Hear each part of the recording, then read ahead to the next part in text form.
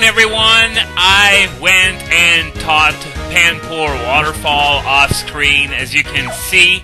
So now, it's time to head over to the Lostlorn Forest to explore that one area that we couldn't get to before that required waterfall.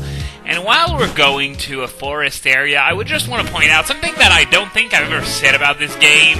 As you may have noticed, berries aren't exactly common in the first black and white game.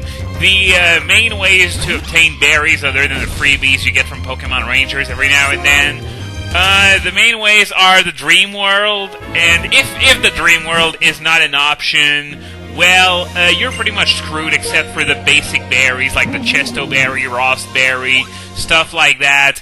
For that, you can use Thief on certain specific wild Pokemon, and you can get infinite amounts of those berries. So, yeah, aside from the basic berries, you really won't be finding much outside of the Dream World, and that includes the always convenient EV-reducing berries, you know, I wouldn't call them type-resistant berries, because we're talking about temporary resistances here, or rather weakness cancellations. Resistance only applies really to the normal type berry, since it's impossible to have a super effective normal move. Yeah, it's like they desperately wanted us to use the Dream World, and when I guess it really didn't catch on in a way. So, basically what happened in the end was, as far as Black and White 2 goes, there are some FunFest missions that you can play solo, even on an emulator, where you can just choose this FunFest mission, and you're gonna get all kinds of berries, mostly the common ones, but I think some missions have rarer berries, but I haven't really tried out FunFest missions all that much yet, so I can't really talk about them too much. But if you're trying to get the basic status healing berries and stuff, then I think the very first FunFest mission that you get is one where you just go all over the place collecting berries. Of course, if you do that, I recommend doing so in Castelia, because I found that it's a lot easier to collect lots of berries in 3 minutes if you're in Castelia. So, I think, yep, that's all there is to see here in Lostlorn Forest. So we came back here for pretty much nothing. Well, I guess the rare candy I got isn't exactly nothing. It's going to come in handy near the end of this Let's Play. So, back in Mistralton City, I'm just going to heal my Virizion real quick, because I lost quite a few PP on Sacred Sword, sorry. I sort of had a bubble in my throat there. But yeah, because of me running into Detect and Protect Pokemon, and that's obviously pretty annoying. So, I put Excadrill in my box to make room for Panpour. I don't think I'm going to need any HMs in Twist Mountain, so I'm going to have my entire team plus Ducklet with me for flying purposes. Now, before we move on to Twist Mountain, there is something that I want to show you. You gotta go into this house and talk to this guy. So he sees my jet badge, and he's gonna tell me that they left their treasure, whatever it is, at the edge of the runway. So if we go over there, we are going to see the treasure, which is the TM for Aerial Ace. Now, unfortunately, this isn't a very good move. I'd have to say it's a flying type Swift and nothing else. So, yeah, apparently that was their treasure. Just kidding. We plan to hide this TM. Well, you did a lousy job at hiding it, especially since you told me where it was. Oh, okay, we'll get another one from Skyla. Yeah, is she passing these around like candy or something? I mean, it's the TM for acrobatics that she gives when you beat her at the gym.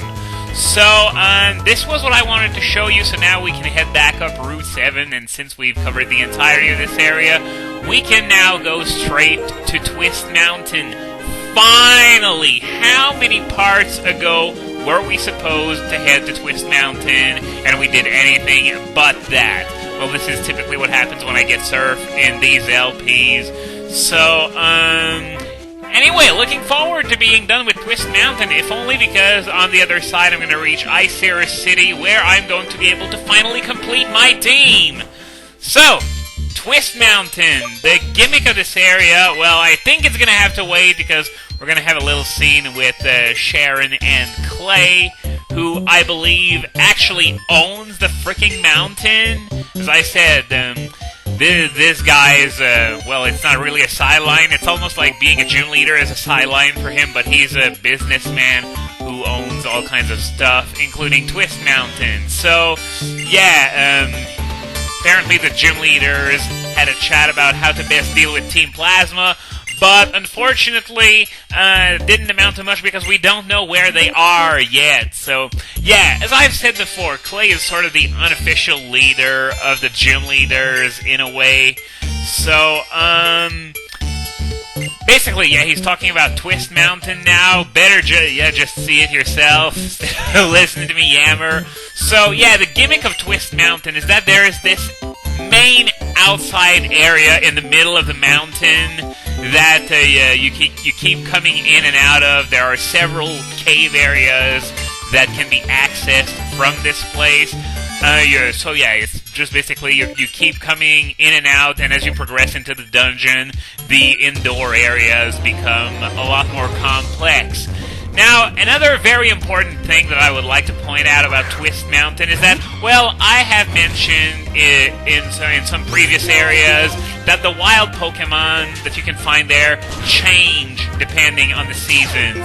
Areas such as Route 6 and 7, for instance. But this one's a bit more interesting because it's one of the few areas that actually completely changes in winter. There's a lot of snow in the middle of area that allows you to get to areas you can only get to in winter, but it also, unfortunately, blocks off some other areas. So I wonder if it's possible to get trapped in a place because you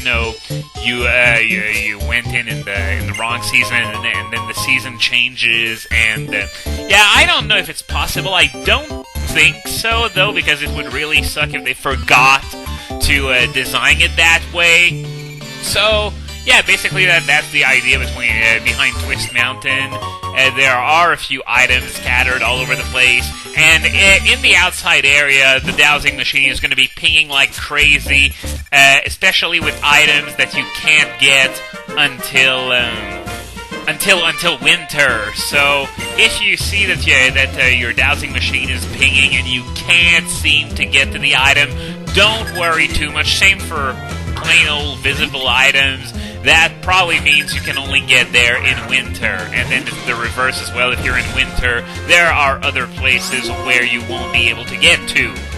Now, as for the Pokemon we can find in this place, there are two new Pokemon that we haven't seen before.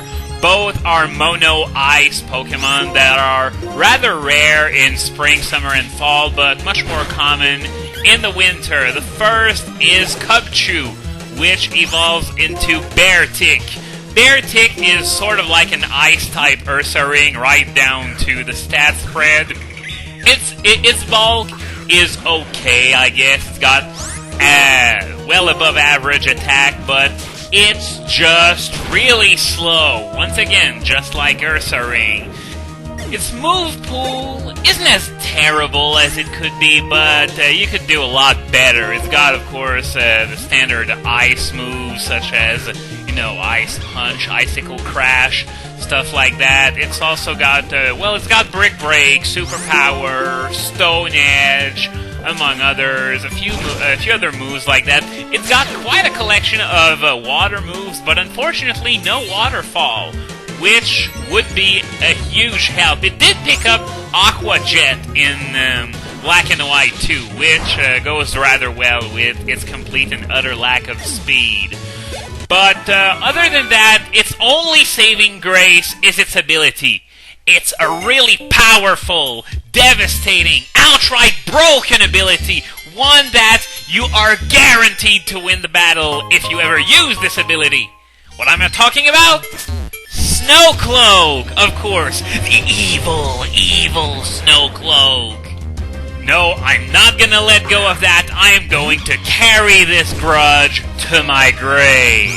So the other Pokemon that can be found in Twist Mountain, only a 1% chance of finding it in any season but winter, where that chance increases to a glorious 5%. Then again, 5% was about the same chance I had of finding a Routes on Route 102 in my Emerald LP, as you'll recall, and we all know how that ended up. Cryogonal, it's no. Just no. Mono Ice does not work as a defensive type. Period.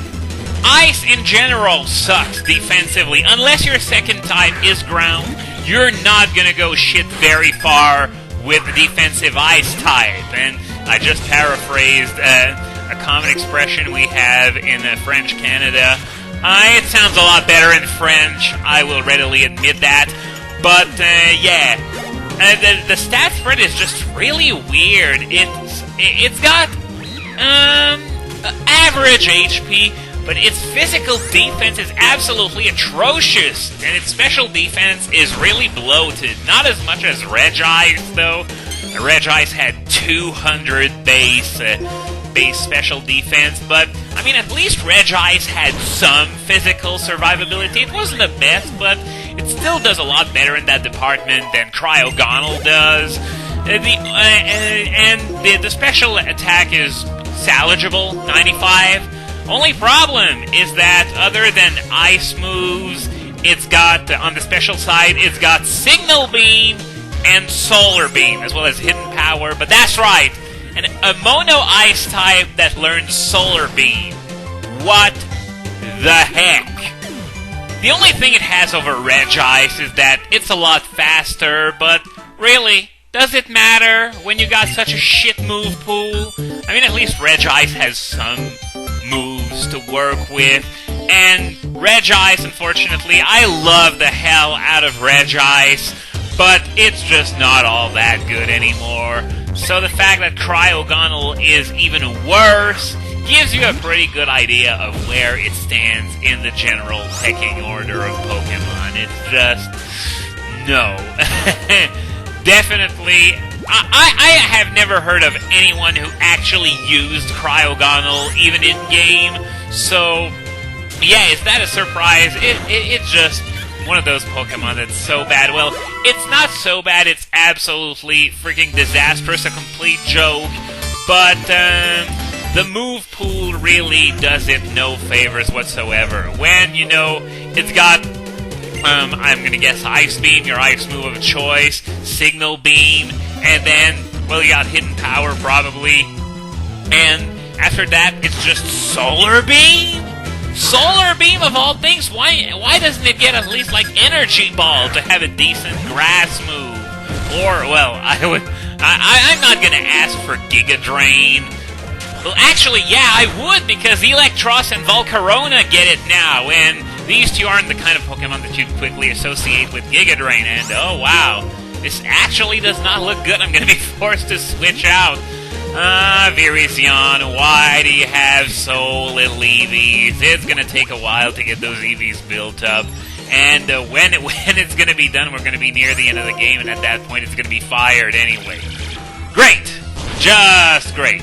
But I still don't regret it, because I'm confident that it can bring something to the table, especially at this point in the game when it's my only fighting type.